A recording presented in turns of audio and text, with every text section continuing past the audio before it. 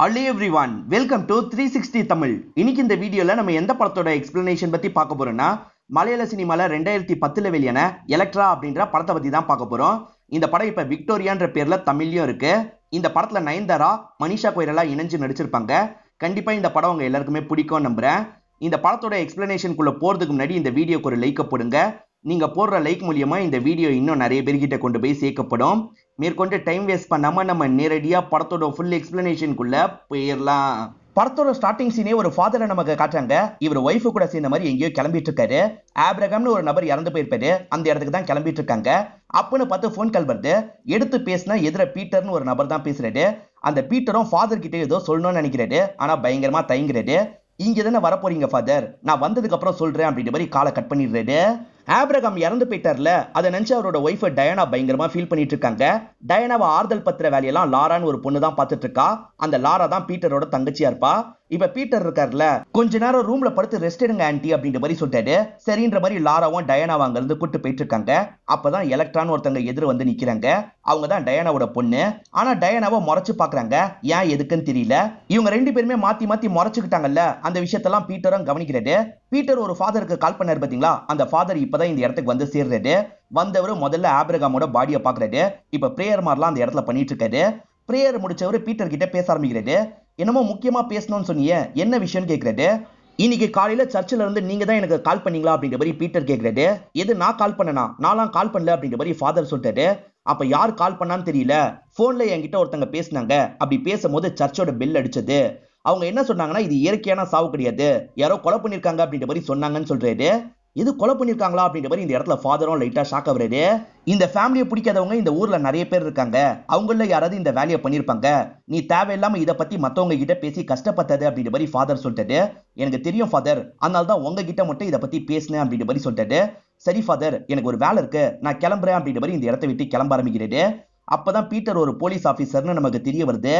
இப்ப ஒரு நாளுக்கு முன்னாடி நடந்த விஷயத்த நமக்கு காட்டுறாங்க. ஆப்ரகாம் முன்னாடி நாள் தான் இந்த ஊருக்கு வந்திருப்பாரு. இவரை பொறுத்த வரைக்கும் ஸ்ரீலங்கால தான் பிசினஸ் எல்லாம் பண்ணிட்டு இருந்திருப்பாரு. இந்த இடத்துல ஒய்ஃபையும் பொண்ணையும் பார்க்கலான்றதுக்காக தான் வந்திருக்காரு. பொண்ணு பயங்கரமா மிஸ் பண்றாங்க. அப்பா கிட்ட சந்தோஷமா பேசுறாங்க. ஆனா ஒய்ஃபுக்கு இவங்க ரெண்டு பேர் பேசிக்கிறது சுத்தமா பிடிக்க மாட்டேங்குது. பனியில நின்னா உங்களுக்கு உடம்பு செட் ஆகாது, சீக்கிரமா வீட்டுக்குள்ள வாங்கன்ற மாதிரி சொல்லிட்டாங்க. இவர் வீட்டுக்குள்ள போலாம் நடக்கும் போதுதான் மழை பெய்ய ஆரம்பிக்குது. அப்பா மழை பெய்ய போகுது, வாங்கப்பா சேர்ந்து நனையலாம் அப்படின்ற மாதிரி பொண்ணு கூப்பிடுறாங்க. அப்பா இங்க தானே இருக்க போறேன், நம்ம பொறுமையா நனையலாம், இப்ப நீ மட்டும் என்ஜாய் பண்ணு அப்படின்ற மாதிரி அப்பாவும் சொல்லிட்டு உள்ள போயிடுறாரு. இப்ப மழை பெய்யுது, இவங்க மட்டும் சந்தோஷமா நனையிறாங்க. அப்படியே கட் பண்ணி இப்ப பிரசன்ட்ல நடக்கிறத நமக்கு காட்டுறாங்க. என் கூடயே இருப்பேன்னு சொன்னீங்களேப்பா, இப்படி இறந்து போயிட்டீங்களே அப்படின்ற மாதிரிலாம் ஹீரோயின் ஃபீலிங்கா அப்பாவை பார்த்து பேசிட்டு இருக்காங்க. அப்படியே கட் பண்ணி அந்த ஃபாதரோட ஒய்ஃபை காட்டுறாங்க. அவங்க டயானாக்கு ஆறுதல்லாம் சொல்லிட்டு இருக்காங்க. இந்த இடத்துக்கு எலக்ட்ரா வந்தோன்னா அந்த பாட்டியும் அங்கிருந்து கிளம்பிடுறாங்க. எலக்ட்ரா இருக்காங்கல்ல, எதுக்காக இந்த மாதிரி பண்ணீங்கன்ற மாதிரி டயானா கிட்ட கேக்குறாங்க. நீ தப்பா புரிஞ்சிட்டு இருக்க, நான் எதுவுமே பண்ணல அப்படின்ற மாதிரி டயானா சொல்றாங்க. பொய் சொல்லாதீங்க, நீங்க தான் அப்பாவை சாவடிச்சீங்க அப்படின்ற மாதிரி எலக்ட்ரா கோவமா சொல்லிட்டு இருக்காங்க. திரும்பி அந்த பாட்டி இந்த இடத்துக்கு வந்துடுறாங்க. இதனால எலக்ட்ராவும் சைலண்டா கிளம்பிடுறாங்க. ஆக்சுவலா டயானாக்கு எட்வின்னு ஒரு பையன் இருக்கான். அவனுக்கு தகவலை கொடுத்தாச்சு, எப்போ வருவான்றது தெரியல அப்படின்ற மாதிரிலாம் இந்த பாட்டி சொல்றாங்க. மேற்கொண்டு டயானாக்கு ஆறுதல் சொல்றாங்க. 2009 ஈழப்போர் நடந்துட்டு இருந்தது பாத்தீங்களா, அங்க இருக்க பையனுக்கு ஏதாவது பிரச்சனை வருமா அப்படின்ற மாதிரி இந்த இடத்துல இருக்க ஆப்ரகாமும் யோசிச்சுட்டு இருக்காரு. ஆப்ரகாமுக்கு 50 வயசு தான் ஆகுது. இருந்தாலும் ரொம்ப ஏஜ்டு பர்சன் மாதிரி ஃபீல் பண்றாரு. நீ அதே மாதிரி தான் இருக்க, நான் தான் ரொம்ப ஏஜ்டு பர்சனா மாறிட்டேன், அது குறையா இருக்குல்ல அப்படின்ற மாதிரி கேட்கறாரு. ஏன் இப்படிலாம் பேசிட்டு இருக்கீங்க, படுக்க வாங்கன்ற மாதிரி ஒய்ஃபை சொல்றாங்க. அப்பன்னு பார்த்து இந்த இடத்துக்கு எலக்ட்ரா வந்துடுறாங்க. அப்பா கிட்ட ஜாலியா ஒரு பொருளை காமிச்சு பேசிட்டு இருக்காங்க. அப்பா கிட்ட இவங்க பேசிட்டு இருக்கிறது சுத்தமா டயானாக்கு பிடிக்கல. டைம் ஆயிடுச்சு, நீ படுக்க போன்ற மாதிரி வேகமா கதவை சாத்துறாங்க. ஈரனோ கதவுக்கு வெளியே இருந்து குட் நைட் சொல்றாங்க. படுக்கிறதுக்காக கிளம்பிடுறாங்க. இவருமே இந்த இடத்துல படுக்கிறதுக்காக ரெடி ஆயிட்டு இருக்காரு. அப்படியே கட் பண்ணி இப்ப பிரசன்ட்ல நடக்கிறத நமக்கு காட்டுறாங்க. இங்க ஃபாதரும் பிரேயர்லாம் பண்ணிட்டு இருக்காரு. பாஸ்ட் பிரசன்ட் மாத்தி மாத்தி தான் நமக்கு காமிச்சிட்டு இருப்பாங்க. இப்ப பீட்டர் இருக்காரு பாத்தீங்களா, டாக்டரை பாக்குறதுக்காக வந்துடுறாரு. இவர் தான் அவர் இறந்து போயிட்டாருன்னு கன்ஃபார்ம் பண்ணிருப்பாரு. சாவுல ஏதாவது மர்மம் இருக்கான்னு பீட்டர் கேட்கிறாரு. அப்படிலாம் எந்த மர்மமும் கிடையாது, இயற்கையான முறையில தான் இறந்து போயிருக்காரு அப்படின்ற மாதிரி இந்த டாக்டர் சொல்லிட்டாரு. ஆப்ரகாம் ஸ்ரீலங்கால பிசினஸ் எல்லாம் பண்ணாரு பாத்தீங்களா, அங்க நிறைய பொண்ணுங்க கூட பழக்கத்துல இருந்திருக்காரு அப்படின்றது அரசல் பரசலா இவருக்கு தெரியும். அவர் இறந்து போனதை நினைச்சு யாருமே ஃபீல் பண்ண மாட்டாங்க. ஏன்னா அந்த அளவுக்கு சந்தோஷமான வாழ்க்கையை வாழ்ந்துட்டு தான் அவர் இறந்து போயிருக்காரு அப்படின்ற மாதிரி டாக்டரும் சிரிச்சுக்கிட்டே சொல்றாரு. அப்படியே கட் பண்ணி நமக்கு டயானாவை காட்டுறாங்க. லாராவும் டயானா கிட்ட பேசுறதுக்காக வராங்க. எட்வின் ஃபிளைட் ஏறிட்டாராம், சீக்கிரமா வந்துருவாரு அப்படின்ற மாதிரி லாரா சொல்றாங்க. இப்ப டயானா இருக்காங்கல்ல, லாரா நீ ரொம்ப நல்ல பொண்ணு, நீ தான் என்னோட பையனை கல்யாணம் பண்ணிக்கணும், நம்ம 3 பேருமே சேர்ந்து சந்தோஷமா இருக்கலாம் அப்படின்ற மாதிரி சொல்றாங்க. நம்ம எலக்ட்ராவை மட்டும் சேர்த்துக்க வேணாம், அவளால் தான் எல்லா பிரச்சனையும் ஸ்டார்டிங்ல இருந்தே நடக்குது அப்படின்ற மாதிரிலாம் சொல்றாங்க. லாராக்கு எதுவுமே புரிய மாட்டேங்குது. அதெல்லாம் அப்புறமா பேசிக்கலாம், நீங்க படுத்து ரெஸ்ட் எடுங்க அப்படின்ற மாதிரி இவங்களை படுக்க வைக்க ட்ரை பண்றாங்க. அப்பன்னு பார்த்து போன் அடிக்கிற சவுண்ட் கேக்குது. இருங்க நான் பாக்குறேன் அப்படின்ற மாதிரி லாராவும் போன் கிட்ட வந்துடுறாங்க. யாருன்னு கேக்குறாங்க. எதிர யாருமே பேச மாட்டாங்க. பெல் அடிக்கிற சவுண்ட் மட்டும் தான் கேக்குது. இத பத்திலாம் டயானா கிட்ட சொல்றாங்க. டயானா நான் பாக்குறேன் அப்படின்ற மாதிரி போனுக்கு பக்கத்துல வந்து போனை வாங்கிடுறாங்க. இப்ப டயானா யார்கிட்டயோ பேசுறாங்க. லைட்டா ஸ்மைலும் பண்ற மாதிரி நமக்கு காட்டுறாங்க. இப்படி இவங்க பேசிட்டு இருக்கும் போது கரெக்டா ஈரின் வந்து முறைக்கிற மாதிரி ஒரு பார்வை பாக்குறாங்க. இவங்க போனை சட்டுன்னு வச்சிடுறாங்க. ஏன் இந்த மாதிரி ரெண்டு பேருமே மாத்தி மாத்தி முறைச்சுக்கிறாங்கன்னு தெரியல. இப்பதான் ஒரு பிளாஷ்பேக்கை நமக்கு காட்டுறாங்க. இந்த டயானா இருக்காங்க பாத்தீங்களா, டிராவல் பண்ணி ஒரு சர்ச்சுக்கு பக்கத்துல இருக்க வீட்டுக்கிட்ட வந்துடுறாங்க. ரூம்குள்ள நுழைஞ்சோன்னு அங்க இருக்க ஆப்ரஹாம் சடனா இவங்களை கட்டி பிடிச்சிடுறாரு. அதுக்கப்புறம் தான் தெரியுது இவர் ஆப்ரஹாம் கிடையாது, அவரை மாதிரியே இருக்க ஐசக்னு ஒரு நபரு. இப்ப சட்டுன்னு ஒரு சவுண்ட் கேக்குது. ரெண்டு பேருமே பயப்படுறாங்க. ஐசக்கும் வெளியே வந்து கதவை சாத்திட்டு போறாரு. இதெல்லாம் யாரோ தள்ளி இருந்து கவனிக்கிற மாதிரி நமக்கு காட்டுறாங்க. ஆப்ரகாம் குடும்பத்தையே சபிக்கப்பட்ட குடும்பம் அப்படின்ற பார்த்தா எல்லாருமே சொல்லுவாங்க. அந்த குடும்பத்தை சேர்ந்தவர் தான் ஐசக்கு. ஆனா குடும்பத்துல ஒரு பிரச்சனை வந்திருக்கும், அதனால குடும்பத்தை விட்டு இவரை தள்ளி வச்சிருப்பாங்க. இவர் இறந்து போயிட்டாரு அப்படின்ற பார்த்தா எல்லாருமே நினைச்சிட்டு இருக்காங்க. ஆனா இவர் உயிரோட இருக்காரு. அதே மாதிரி ஆப்ரகாமோட ஒய்ஃப் கூட அஃபேர்ல இருக்காரு. இவங்க ரெண்டு பேருமே சந்தோஷமா பேசிட்டு இருக்கிறதெல்லாம் நமக்கு காட்டுறாங்க. இப்ப எல்லாம் முடிஞ்சதுக்கு அப்புறம் இவங்களும் திரும்பி வீட்டுக்கு வராங்க. அப்படி வரும்போது வாசல்லையே ஏறி நிக்கிறாங்க. எங்க போயிட்டு வரீங்க, அந்த ஐசக்க பார்த்து தானே வரீங்க அப்படின்ற மாதிரி கேக்குறாங்க. இவ வேவு பார்த்திருக்கா அப்படின்றது டயானாக்கு தெளிவா புரியுது. ஆமா, நான் ஐசக்க பார்த்துட்டு தான் வரேன். இப்ப அது என்ன அப்படின்ற மாதிரிலாம் கேட்டுட்டு இருக்காங்க.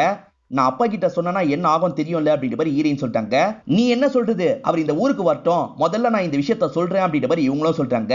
அவர்கிட்ட சொல்லாதீங்க, அவர் ரொம்ப கஷ்டப்படுவாரு அப்படின்ற மாதிரிலாம் ஈரின்னு சொல்றாங்க. நான் கூட தான் இந்த இடத்துல கஷ்டப்பட்டுட்டு இருக்கேன், அவர் வந்தா கண்டிப்பா சொல்லுவேன் அப்படின்ற மாதிரிலாம் டயானா சொல்றாங்க. அப்பாவை நீங்க கஷ்டப்படுறதுக்கு நான் அனுமதிக்க மாட்டேன் அப்படின்ற மாதிரிலாம் இந்த இடத்துல ஈரின் பதிலுக்கு பேசிட்டு இருக்காங்க. அப்படியே கட் பண்ணி இப்ப பிரசன்ட்ல நடக்கிறத நமக்கு காட்டுறாங்க. டயானாவும் லாராவும் சேர்ந்த மாதிரி ஒரு சர்ச்சில் பிரேயர் பண்றதுக்காக வந்திருப்பாங்க. வாங்க நான் டிராப் பண்ணிடுறேன் பீட்டர் சொல்லிட்டு, இல்ல நான் நந்தே போய்க்கிறேன் அப்படின்ற மாதிரி டயானா நடக்க ஆரம்பிக்கிறாங்க. இப்ப பீட்டரும் ஃபாதர் கிட்ட பேச்சு கொடுக்கறது. ரீசெண்டா எலக்ட்ரா அவங்க கிட்ட ஏதாவது சொன்னாலா அப்படின்ற மாதிரி கேட்கறது. ஆமா, சில நாட்களுக்கு முன்னாடி அவ என்ன பாக்குறதுக்காக வந்தா அப்படின்ற மாதிரி ஃபாதர் சொல்ல ஆரம்பிக்கிறது. சர்ச்சில் ஏதோ பிரேயர் மாதிரிலாம் போயிட்டு இருக்கு. இவங்க ஃபாதரை பார்க்கறதுக்காக வெயிட் பண்ணிட்டு இருக்காங்க. ஃபாதரும் பக்கத்துல வந்து பேச ஆரம்பிக்கிறாரு. எலக்ட்ரா என்ன சொல்றாங்கன்னா, அப்பா இன்னும் கொஞ்ச நாள்ல வந்துருவாரு, ஃபேமிலிக்காக ஒரு பூஜை பண்ணலாம்னு நினைக்கிறோம் அப்படின்ற மாதிரி சொல்றாங்க. என் ஃபேமிலியில எனக்கு தெரியாம யாராவது இருக்காங்களா அப்படின்ற மாதிரி கேக்குறாங்க. ஐசக்க மீன் பண்ணி தான் இந்த கேள்வி கேக்குறாங்க. இந்த ஃபாதரும் ஐசக்னு ஒரு நபர் இருக்கான், அவன் இறந்து போயிட்டு தான் எல்லாருமே சொல்லுவாங்க அப்படின்ற மாதிரி சொல்றாரு. அந்த ஐசக் இருக்கான் பாத்தீங்களா, கிறிஸ்டின்லயே நிறைய பிரிவு இருக்கிறதா சொல்லுவாங்கல்ல, அதுல வேற ஒரு பிரிவு பொண்ணு அவர் கல்யாணம் பண்ணிருப்பாரு. இதனால வீட்டை சேர்ந்தவங்க எல்லாம் ஃபேமிலியை விட்டு அவரை ஒதுக்கி வச்சிருப்பாங்க. ரெண்டு பேருமே ஆக்சிடென்ட்ல இறந்து போனதா சொல்லுவாங்க. என்ன எதுன்னு எனக்கு டீட்டெயிலா தெரியலன்னு சொல்லிட்டு, உன் அப்பாவோட தாத்தா காலத்துல இருந்தே இந்த ஃபேமிலியில நிறைய தப்பெல்லாம் நடந்திருக்கு, இந்த ஃபேமிலியை சபிக்கப்பட்ட ஃபேமிலின்ற மாதிரி எல்லாருமே சொல்லுவாங்க, நீங்க பிரேயர் பண்றது நல்லதுதான் அப்படின்ற மாதிரி ஃபாதர் சொல்லிட்டாரு. ஃபாதருக்கு மத்த வேலை இருக்குல்ல, அதனால இந்த இடத்தை விட்டு கிளம்பிடுறாரு. டயானாவோட அஃபேர் ஈரினுக்கு தெரிஞ்சிருச்சுல, அதை பத்திலாம் டயானாவும் ஐசக் கிட்ட சொல்லிட்டு இருக்காங்க. அவ ஏதாவது பண்றதுக்குள்ள நம்ம ஏதாவது பண்ணணும் அப்படின்ற மாதிரி சொல்லிட்டு இருக்காங்க. நம்ம தான் ஆல்ரெடி பிளான் வச்சிருக்கோம்ல, அவன் கிட்ட எல்லா உண்மையா சொல்லணும், அதுக்கப்புறம் அவனை சாவடிக்கணும். நான் கொடுத்த மருந்து அவன்கிட்ட இருக்குல்லன்னு கேட்கறது. இருக்குன்ற மாதிரி இவங்களும் இந்த இடத்துல தலையாட்டுறாங்க. இதெல்லாம் பிரசன்ட்ல இவங்க யோசிச்சு பார்த்துட்டு இருக்காங்க. சட்டுன்னு யாரோ கை வச்சோன்னா இவங்க பயந்துடுறாங்க. நான் தான் ஆன்டி அப்படின்ற மாதிரி லாரா சொல்றாங்க. எட்வினை ஏர்போர்ட்ல பிக்கப் பண்றதுக்காக என்னோட அண்ணனும் எலக்ட்ராவும் சேர்ந்து போயிட்டு இருக்கிறதா லாரா சொல்றாங்க. எது எலக்ட்ராவும் போயிட்டு இருக்காளா அப்படின்ற மாதிரி இந்த இடத்துல இவங்க பயங்கரமா ஷாக் ஆயிடுறாங்க. உடனே உன்னோட அண்ணனுக்கு கால் போட்டுதா, நான் பேசணும் அப்படின்ற மாதிரி சொல்றாங்க. இருங்க ஆன்டி, நான் கால் போட்டு தரேன் அப்படின்ற மாதிரி லாராவும் வேகமா அண்ணனுக்கு கால் போட்டு தந்துடுறாங்க. அந்த டைம் தான் அவங்க ஏர்போர்ட்டுக்கு போயிட்டு இருக்காங்க. முதல்ல காருக்குள்ள உட்காந்துக்கிட்டே தான் பீட்டர் பேசுறாரு. அதுக்கப்புறம் டவர் கிடைக்காத மாதிரி வெளியே இறங்கி பேச ஆரம்பிக்கிறாரு. டயானா பீட்டர் கிட்ட என்னெல்லாம் சொல்றாங்க அப்படின்றது நமக்கு தெரியல. இவர் ஏன் தள்ளி போய் பேசுறாரு அப்படின்ற மாதிரி ஈரின் கவனிச்சிட்டு இருக்காங்க. பேசி முடிச்சுட்டு இவரும் கார்ல ஏறிடுறாரு. இப்ப ரெண்டு பேருமே சேர்ந்த மாதிரி தம்பியை பிக்கப் பண்ணிடுறாங்க. தம்பியை பிக்கப் பண்ணிட்டு வந்துட்டு இருக்கும் போது கார் பிரேக் டவுன் ஆயிருது. இவங்க ரெண்டு பேருமே என்ன பண்றதுன்னு தெரியாம முடிச்சிட்டு இருக்காங்க. பீட்டரும் ஆட்களுக்கு கால் பண்ணி உடனே இந்த இடத்துக்கு காரை எடுத்துடுவாங்க அப்படின்ற மாதிரி சொல்லிட்டாரு. அதே சமயம் இவங்கள பார்த்து என்ன சொல்றாருன்னா, இன்னும் கொஞ்ச நேரத்துல கார் வந்துடும், நீங்க ரெண்டு பேர் கிளம்புங்க, நான் இந்த காரை ரெடி பண்ணிட்டு வரேன் அப்படின்ற மாதிரி சொல்லிட்டாரு. இவங்க ரெண்டு பேருமே சரின்ற மாதிரி வந்த கார்ல ஏறி இங்க இருந்து கிளம்பிடுறாங்க. இவர் கார் ரிப்பேர்ல இருக்கிற மாதிரி தானே நடிச்சாரு, ஆனா கார் ஸ்டார்ட் ஆகுது. இவர் அவங்கள ஃபாலோ பண்ணணுன்றதுக்காக தான் இறக்கி விட்டுருக்காரு போல. அப்பா இறந்து போனதை நினைச்சு எட்வின் பயங்கரமா ஃபீல் பண்ணிட்டு இருக்கான். அப்ப ஈரின் இருக்காங்கல்ல, அப்பாவை கொன்னதே அம்மா தான் அப்படின்ற மாதிரி சொல்றாங்க. இதை கேட்கிற இவர் பயங்கரமா ஷாக் ஆயிடுறாரு. என்ன சொல்றேன்னு கேட்கிறாரு. இவங்களும் நடந்த விஷயத்த சொல்ல ஆரம்பிக்கிறாங்க. அப்பா கிட்ட பாய் சொல்லிட்டு இவங்க படுக்கிறதுக்காக வந்தாங்க பாத்தீங்களா, படுத்து தூங்கிட்டு இருக்கும் போது மியூசிக் பிளே பண்ற மாதிரி சவுண்ட் கேக்குது. அப்பதான் வாசிக்கிறாருன்னு புரிஞ்சு இவங்களும் அந்த ரூம்க்கு வந்துடுறாங்க. அப்பதான் அந்த இடத்துல வாசிச்சுட்டு இருக்காரு. இவங்க வந்தோன்னு இவங்க கூட சேர்ந்த மாதிரி வாசிக்கிறாரு. அப்படி வாசிச்சுட்டு இருக்கும் போது நெஞ்சு வலி வந்த மாதிரி பொத்துன்னு கீழே விழுந்துடுறாரு. இது எல்லாம் இவங்களுக்கு கனவா தான் வரும். சட்டுன்னு கனவுல இருந்து முடிக்கிறாங்க. உண்மையிலேயே அப்பா நெஞ்சு வலியால துடிக்கிற மாதிரி சவுண்ட் கேக்குது. செக் பண்றதுக்காக இவங்களும் வேகமா ரூம் கிட்ட வர்றாங்க. அப்பா பயங்கரமா நெஞ்சு வலியால கஷ்டப்பட்டுட்டு இருக்காரு. இவ என்னை ஏமாத்திட்டா, இவ துரோகி அப்படின்ற மாதிரிலாம் டயானாவை பார்த்து சொல்லிட்டு இருக்காரு. டயானாவும் அந்த இடத்துல ஷாக்கிங்கா நின்னுட்டு இருக்காங்க. கீழே ஒரு மருந்து டப்பா விழுந்து கிடக்கிறத ஈரின் கவனிக்கிறாங்க. இவங்க தான் ஏதோ ஒரு மருந்து கொடுத்து சாவடிச்சிட்டாங்க போல அப்படின்ற மாதிரிலாம் ஈரின் யோசிக்கிறாங்க. இப்ப அந்த மருந்து பாட்டில எடுத்து வச்சுக்கிறாங்க. ஒரு டீ கடையில வச்சுதான் இந்த விஷயத்தெல்லாம் தம்பி கிட்ட சொல்லிட்டு இருக்காங்க. நீ ஏதாவது தப்பா கவனிச்சிருப்ப அப்படின்ற மாதிரி தம்பி சொல்லிட்டாரு. நீ எப்பவுமே அம்மாக்கு தான் சப்போர்ட், அதனால தான் உன்னால உண்மையை ஏத்துக்க முடியல. நான் சொல்றதை கேளு, அவங்க தான் கொண்டிருக்காங்க அப்படின்ற மாதிரிலாம் இவங்க சொல்றாங்க. இது எல்லாத்தையும் தள்ளி இருந்து இந்த பீட்டர் கவனிக்கிறாரு. எப்ப பையன் வருவான்ற மாதிரி மேல இருந்து டயானா கவனிச்சிட்டு இருக்காங்க. கீழே எலக்ட்ரா இருக்காங்கல்ல, நான் சொன்னதை மனசுல வச்சுக்கோ அப்படின்ற மாதிரி சொல்றாங்க. இப்ப பையன் வந்தோன்னா வேகமா இவங்க பையனை கட்டி பிடிச்சு அழுகுறாங்க. நம்ம இந்த ஊர்ல இதுக்கப்புறம் இருக்க வேணாம், வேற எங்கேயாவது போயிடலாம் அப்படின்ற மாதிரிலாம் டயானா சொல்லிட்டு இருக்காங்க. இவர் இருக்கார்ல, எலக்ட்ரா என்னென்னமோ சொல்றாமா, இந்த மாதிரிலாம் சொன்னா அப்படின்ற மாதிரி விஷயத்த சொல்லிட்டாரு. அவ சொல்ற விஷயத்த நீ நம்புறியா? அவ என்னென்னமோ உளறிட்டு இருக்கா அப்படின்ற மாதிரி சொல்றாங்க. எனக்கும் அப்பாக்கும் நடுவுல கேப் வந்ததுக்கு அவ தான் காரணம். அவளுக்கு பைத்தியம் பிடிச்சிருக்கு, அவளை மென்டல் ஹாஸ்பிட்டல்ல சேர்த்து விடணும் அப்படின்ற மாதிரிலாம் அழுதுட்டு இருக்காங்க. நீங்க அழாதீங்கமா அப்படின்ற மாதிரி எட்வின் சமாதானம் பத்திட்டு இருக்காரு. அப்ப கரெக்டா எலக்ட்ரா இந்த இடத்துக்கு வந்துடுறாங்க. இவர் இந்த மாதிரி பண்றதை பார்த்து டென்ஷன் ஆகுறாங்க. கீழே ஃபாதர் கூப்பிடுறாரு, வாங்கன்ற மாதிரி சொல்றாங்க. இப்ப எல்லாருமே சேர்ந்த மாதிரி கீழே வந்துடுறாங்க. அவர் அடக்கம் பண்றதுக்காக ஒரு இடத்துக்கு கொண்டு வந்துடுறாங்க. இப்ப அடக்கம் பண்ற வேலையெல்லாம் பண்ணி முடிச்சிடுறாங்க.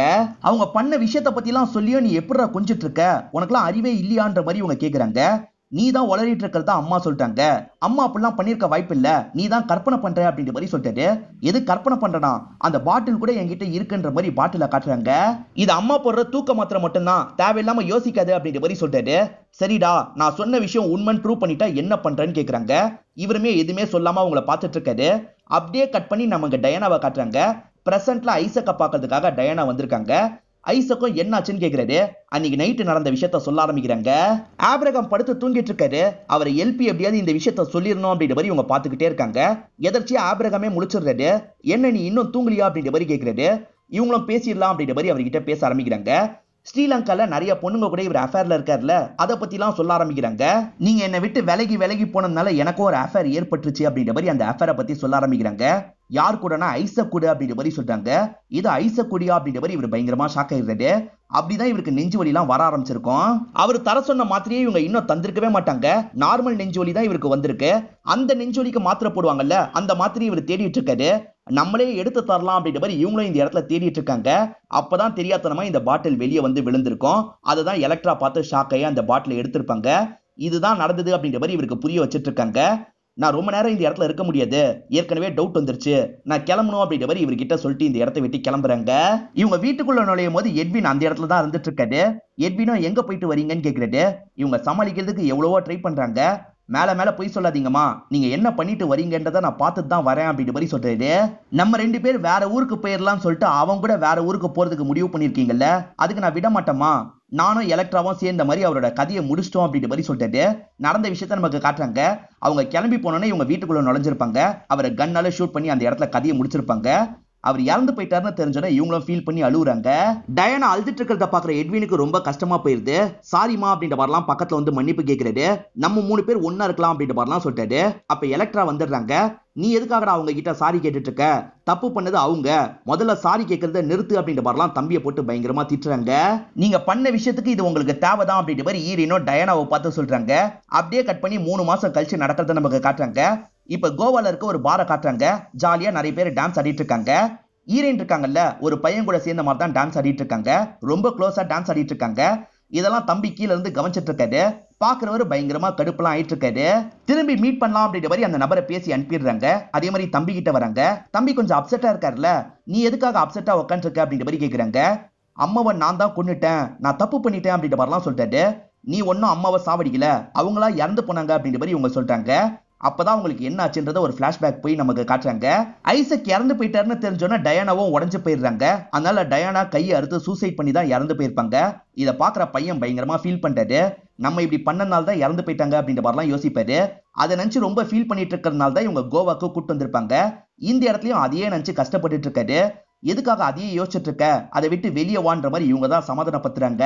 ஒரு நாள் ஈரன் எங்கன்ற மாதிரி எட்வினோ தேடி வந்துட்டு இருக்காரு. கடைசியா ஒரு நபரை மீட் பண்ணாங்கல்ல, அவரை பாக்குறதுக்காக வராரு. அவர்கிட்ட தான் ஈரன் டாட்டூ எல்லாம் போட்டுட்டு இருக்காங்க. அவர் ரொம்ப க்ளோஸா பேசிக்கிட்டே தான் இவங்களுக்கு டாட்டூ எல்லாம் போட்டு விட்டுட்டு இருக்காரு. இதை பாக்குற எட்வின் பயங்கரமா டென்ஷன் ஆயிடுறான். இப்ப ஊருக்கு போறதுக்காக திங்ஸ் எல்லாம் பேக் பண்ணிட்டு இருக்கான். அங்க போகவே முடியாதுன்னு சொன்ன, இப்ப என்ன கிளம்பணும்னு சொல்ற அப்படின்ற மாதிரி இவங்க கேக்குறாங்க. நான் தான் அங்க இருக்க முடியலன்னு சொன்னேன், இப்ப நான் தான் அந்த இடத்துக்கு போலான்னு சொல்றேன், வரியா இல்லையான்னு கேக்குறாரு. நான் வரேன்ற மாதிரி இவங்களும் ஏத்துக்கிறாங்க. 3 மாசம் இவங்க வீட்டுல இல்லல்ல, வீடு முழுக்க தூசியா மாறி இருக்கு. கிளீன் பண்றதுக்கும் யாரும் வர மாட்டாங்க. அடுத்தடுத்து இங்க சாவு நடந்திருக்குல்ல, அதனால தான் வரதுக்கு பயப்படுறாங்க நீங்க இருக்கவர் சொல்றாரு. பரவாயில்ல, நாங்களே பாத்துக்கிறோன்ற மாதிரி இவங்க சொல்றாங்க.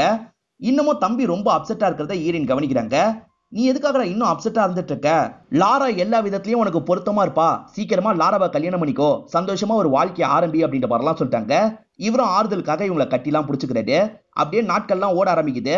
இவங்களை பொறுத்த வரைக்கும் பீட்டரை ஓரளவுக்கு பிடிக்கும். பீட்டர் கிட்ட எல்லாம் பழகிட்டு இருக்காங்க. பீட்டர் வெளியே போலான்னு சொல்லியிருப்பாரு. அதனால சந்தோஷமா இவங்களும் வீட்டை விட்டு கிளம்புறாங்க. பீட்டர் கூட இவங்க கார்ல ஏறி கிளம்புறாங்கல்ல, இதெல்லாம் மேல இருந்து தம்பி கவனிக்கிறாரு. பயங்கரமா அப்செட்லாம் ஆகுறாரு. கூட்டிட்டு வந்த பீட்டர் இருக்காரு பாத்தீங்களா, உங்ககிட்ட ஒரே ஒரு கேள்வி மட்டும் கேட்கணும் அப்படின்ற மாதிரி ஒரு நியூஸ் பேப்பர் எடுத்து மேல வைக்கிறாரு. ஐசக் இறந்து போனா பாத்தீங்களா, திருட வந்தவங்க அவனை சாவடிச்சிட்டாங்க அப்படின்ற மாதிரி தான் கேஸ் முடிஞ்சிருக்கு. உனக்கு இந்த ஐசக்க தெரியும்ல, உன் அப்பாவோட தம்பின்றது தெரியும்ல அப்படின்ற மாதிரி இவர் கேட்கிறாரு. என்ன பதில் தான் சொல்றாங்க பாப்போன்றதுக்காக தான் இப்படி கேட்கிறாரு. ஆமா, ஐசக் ஆக்சிடென்ட்ல சாகாம உயிரோட தான் இருந்தாருன்றது எனக்கு தெரியும் அப்படின்ற மாதிரி சொல்றாங்க. மேற்கொண்டு சொல்றதுக்கு கஷ்டப்பட்டு இருக்காங்க. இது போதும் அப்படின்ற மாதிரி இவரும் பக்கத்துல வந்து கையை பிடிச்சிடுறாரு. இவங்க இருக்காங்கல்ல, நம்ம 2 பேருமே சீக்கிரமா கல்யாணம் பண்ணிக்கலாம் அப்படின்ற மாதிரி சொல்லிட்டாங்க. அதுக்கும் பீட்டர் சரின்ற மாதிரி ஏத்துக்கிறாரு. இவங்களை ஆறுதல் பத்துறதுக்காக தோல்ல சாச்சுக்கிறாரு. சொத்துக்கான உயில்லாம் இருக்கும் பாத்தீங்களா, அதெல்லாம் எட்வின் தேடி படிச்சிட்டு இருக்கான். இதை தாண்டி ஒரு பேப்பர்ல இவனும் எதையோ எழுதிட்டு இருக்கான். இவன் என்ன எழுதிட்டு இருக்கான்றது தெரியல. இவன் எழுதிட்டு இருக்கும் போது கரெக்டா ஈரினோ கதவை திறந்து உள்ள நுழையிறாங்க. இவன் சட்டுன்னு எழுதிட்டு இருக்கிறத மறைச்சிடறான். ஒரு புக்கு படிக்கிற மாதிரி நடிக்கிறான். என்னடா எழுதிட்டு இருந்த அப்படின்ற மாதிரி இவங்க கேக்குறாங்க. அதெல்லாம் ஒண்ணு இல்லைன்னு இவன் சமாளிக்கிறான். ஏதோ எழுதிட்டு இருந்த, ஒழுங்கா சொல்லு அப்படின்ற மாதிரிலாம் இவங்க கேக்குறாங்க. இவனை இந்த இடத்துல சில விஷயங்களை சொல்ல ஆரம்பிக்கிறான். அப்பா நிறைய சம்பாரிச்சும் திரும்பி வேலைக்கு போனார்ல, அப்படி வேலைக்கு போக வச்சதுக்கு ஈரன் தான் காரணமா இருந்திருப்பாங்க. அப்ப இல்லாததுனால தானே அம்மாக்கு அஃபேர் ஏற்பட்டது. அந்த அஃபேர் ஏற்படுறதுக்கும் இவங்க தான் காரணமா இருந்திருப்பாங்க. அதுக்கேத்த மாதிரி சிச்சுவேஷனை கிரியேட் பண்ணிருப்பாங்க. எல்லாரையும் மேனிபுலேட் பண்ணி தப்பு பண்ண வச்சதே நீ தான். இதெல்லாம் சொத்துக்காக தானே பண்ற, சொத்துக்காக என்ன கூட கொல்ல தயங்க மாட்டேல அப்படின்ற மாதிரிலாம் கேட்கிறாரு. அப்படிலாம் கிடையாதுன்னு சொல்லிட்டாங்க. அப்படிதான் அப்படின்ற மாதிரி இவர் சொல்லிட்டாரு. இதை நான் உங்ககிட்ட காட்ட மாட்டேன்ற மாதிரி எடுத்துட்டு போறாரு. எட்வின் ரெடி பண்ணார்ல, அதை லாரா கிட்ட தரதுக்காக வராது. லாரா, இதை நீ பிரிக்காம பத்திரமா வச்சிருக்கணும். 2 சிச்சுவேஷன்ல மட்டும்தான் இதை நீ பிரிக்கணும். ஒண்ணு நான் இறந்து போயிட்டா, அப்படி இல்லைன்னு வச்சுக்கோ ஈரினோ பீட்டர் தான் கல்யாணம் பண்ணிக்கிட்டா அப்படின்ற மாதிரி சொல்றாரு. ஏன் இந்த மாதிரிலாம் பேசிட்டு இருக்க? என் அண்ணனோ எலக்ட்ராவும் லவ் பண்றது உனக்கு பிடிக்கலையா அப்படின்ற மாதிரிலாம் லாரா கேட்டுட்டு இருக்காங்க. இந்த மாதிரி இவங்க பேசிட்டு இருக்கும் போது கரெக்டா ஈரன் வந்துடுறாங்க. அவ கையில என்ன இருக்குன்ற மாதிரி கேக்குறாங்க. லாரா சட்டுன்னு மறைச்ச மாதிரி வச்சுக்கிறாங்க. எதுவுமே இல்லன்ற மாதிரி இவரும் சமாளிக்கிறாரு. இல்ல, அவ கையில ஏதோ இருந்தது அப்படின்ற மாதிரி இவங்க சொல்றாங்க. லாராவும் இந்த பேப்பர் எடுத்துட்டு வேகமா கிளம்ப பாக்குறாங்க. அதுக்குள்ள ஈரனும் தடுத்து நிறுத்திடுறாங்க. அவங்க கையில இருக்க பேப்பரை புடுங்கிறதுக்கு ட்ரை பண்ணிட்டு இருக்காங்க. எதுக்காக நம்ம விஷயத்தை இவகிட்ட சொல்லலாம்னு நினைக்கிற? முதல்ல இந்த பேப்பரை தர சொல்லு, எதனாலும் நமக்குள்ள பேசிக்கலாம், நீ என்ன சொன்னாலும் செய்றேன் அப்படின்ற மாதிரி சொல்றாங்க. இதனால இவரும் லாரா கிட்ட பேப்பரை தந்துருன்னு சொல்லிட்டாரு. லாராவும் பேப்பரை தந்துட்டு இங்க இருந்து வேகமா கிளம்ப ஆரம்பிச்சிடுறாங்க. இப்ப இவர் இருக்காருல, ஈரனுக்கு பக்கத்துல வந்து பேச ஆரம்பிக்கிறாரு. நான் என்ன சொன்னாலும் பண்றேன்னு சொல்லியிருக்க அப்படின்ற மாதிரி சொல்லிட்டாரு. என்ன பண்ணணும் அப்படின்ற மாதிரி இவங்க கேக்குறாங்க. நீ பீட்டரை கல்யாணம் எல்லாம் பண்ணிக்கூடாது, கடைசி வரைக்கும் என் கூடயே தான் இருக்கணும், நம்ம 2 பேர் மட்டும் தான் இந்த வீட்டுல இருக்கணும் அப்படின்ற மாதிரி சொல்லிட்டாரு. கொஞ்சம் நெருங்கி வந்துகிட்டே சொல்லிட்டாரு. ஒரு தப்பான இன்டென்ஷன்ல சொல்றாரு அப்படின்றது இவங்களுக்கு புரிஞ்சிருது. இவங்க பயங்கரமா டென்ஷன் ஆயிடுறாங்க. உன்னை என்னமோ நினைச்சண்டா, நீ இந்த மாதிரிலாம் இருப்பேன்னு கொஞ்சம் கூட எதிர்பார்க்கல அப்படின்ற மாதிரி அவரை பயங்கரமா திட்டுறாங்க. அவர் பொசசிவ்லாம் ஆனார்ல, அது எதுக்குன்றது இப்பதான் இவங்களுக்கு புரியுது. திட்டிட்டு இங்க இருந்து கிளம்பிடுறாங்க. இன்னமும் பேப்பர் இவர்கிட்ட தான் இருக்கு. இவரை இந்த இடத்துல லைட்டா ஃபீல் பண்றாரு. இப்ப ஈரனும் பீட்டர் கூட உட்காந்து பேசிட்டு இருக்காங்க. பீட்டர் கிட்ட என்ன சொல்றாங்கன்னா, நம்ம சீக்கிரமா எங்கேயாவது கிளம்பிடலாம் அப்படின்ற மாதிரி சொல்லிட்டாங்க. உன் தம்பின்ற மாதிரி கேக்குறாரு. தம்பி இந்த இடத்த நிர்வாகம் பண்ற வேலையை பார்த்துப்பான் அப்படின்ற மாதிரி இவங்க சொல்றாங்க. இந்த விஷயத்தெல்லாம் ஜன்னலுக்கு வெளியே இருந்து இவர் கவனிச்சிட்டு இருக்காரு. பயங்கரமா டென்ஷன் ஆயிடுறாரு. இப்ப கோவமா இந்த வீட்டை விட்டு கிளம்ப ஆரம்பிக்கிறாரு. இவர் கிளம்பி போற சவுண்ட் பீட்டருக்கு கேக்குது. யாரோ வந்திருக்காங்க போல அப்படின்ற மாதிரி எட்டி பாக்குறாரு. அப்பதான் தம்பி ஜீப் எடுத்துட்டு கிளம்புறது இவருக்கு தெரிய வருது. அவனை ஃபாலோ பண்ணும், அவன் ஏதாவது முட்டாள்தனமா பண்ணிக்க போறான் அப்படின்ற மாதிரி யோசிக்கிறாரு. ரோடு வளைஞ்சு வளைஞ்சு தானே போகும், இவர் மலை வழியா போய் அவரை தடுத்துடலாம் அப்படின்ற மாதிரி தடுக்கிறதுக்கு ட்ரை பண்ணிட்டு இருக்காரு. ஆனா கொஞ்சம் டிஸ்டன்ஸ்ல அந்த ஜீப் இவரை தாண்டி தாண்டி தான் போயிட்டு இருக்கு. அப்படி போன ஜீப் இருக்கு பாத்தீங்களா, ஒரு இடத்துல இடிச்சிருது. இவரை என்னாச்சு ஏதாச்சுன்னு பக்கத்துல வந்து பாக்குறாரு. அந்த ஜீப் இடிச்சதுல அவர் இறந்து போயிருக்காரு. இதை இவருமே ஷாக்கிங்கா பாத்துட்டு இருக்காரு. பக்கத்திலேயே நிறைய பேப்பர்லாம் விழுந்து கிடக்குது. அதுல ஒரு பேப்பர் எடுத்து இவரும் படிச்சு பாக்குறாரு. அதாவது அக்கா மேனிபுலேஷன்லாம் பண்ணாங்கல்ல, அதை பத்தி தான் அவர் எழுதியிருக்காரு. இதெல்லாம் படிச்சுட்டு இருக்க பீட்டருமே பயங்கரமா இந்த இடத்துல ஷாக் ஆயிடுறாரு. இதை பத்திலாம் வெளியே தெரியக்கூடாதுன்னு நினைக்கிறாரு. அதனால அங்க எரிஞ்சிட்டு இருக்க நெருப்புல இந்த பேப்பரை போட்டு எரிய விட்டுறாரு. இப்ப தம்பி ஆக்சிடென்ட்ல இறந்து போயிட்டான் அப்படின்ற மாதிரி கேஸையும் முடிச்சிடுறாரு. ஃபாதர் தான் பிரேயர் பண்றதுக்காக இந்த இடத்துக்கு வந்திருக்காரு. நான் தான் சொன்னலமா, உன் குடும்பமே சபிக்கப்பட்ட குடும்பம், அல்பாய்ஸ்ல தான் நிறைய பேர் இறந்து போயிருக்காங்க, நீ ரெகுலரா ப்ரே பண்ணுமா, அதுதான் உன்னை காப்பாத்துறதுக்கான ஒரே வழின்ற மாதிரி இங்க இருந்து கிளம்புறாரு. பீட்டருக்கு இவங்க மேனிபுலேஷன் பண்றவங்க அப்படின்றது தெரிஞ்சது இல்ல. அதனால பீட்டரும் இவங்க கூட சேர்றதை விரும்பல. அதை இன்டைரக்டா அவங்க கிட்ட வெளிப்படுத்துறாரு. இதை இவங்களுமே புரிஞ்சுக்கிறாங்க. நீங்க கிளம்புங்க பீட்டர், இதுக்கப்புறம் இதுதான் என்னோட வீடு, என்னோட சாவுக்காக நான் காத்துட்டு இருக்கேன் அப்படின்ற மாதிரி வீட்டுக்குள்ள சோகமா நடக்கலாம் ஆரம்பிக்கிறாங்க. இவரும் அவங்க நடந்து போறத சோகமா பாக்குறாரு. இங்க இருந்து கிளம்ப ஆரம்பிக்கிறாரு. இப்ப மாடியில இருந்து அவங்க பீட்டர் போறத கவனிக்கிறாங்க. அதுக்கப்புறம் மாடி ஜன்னலையும் லாக் பண்ணிடுறாங்க. இதோட இந்த படம் முடியுது. இந்த படத்துல எதையும் தெளிவா சொல்லியிருக்க மாட்டாங்க, எல்லாத்தையும் தோராயமா மட்டும் தான் சொல்லியிருப்பாங்க. எனக்கு என்ன புரிஞ்சதோ அதை தான் எக்ஸ்பிளைன் பண்ணியிருக்கேன். படம் தமிழ்லயே இருக்கு, பார்க்கணும்னு நினைக்கிறவங்க ஃபுல் படத்தை பார்த்து கூட புரிஞ்சுக்கோங்க. இந்த படம் உங்களுக்கு பிடிச்சிருந்ததுன்னா லைக் பண்ணுங்க, கமெண்ட் பண்ணுங்க, மறக்காம 360 தமிழ் சேனலை சப்ஸ்கிரைப் பண்ணுங்க.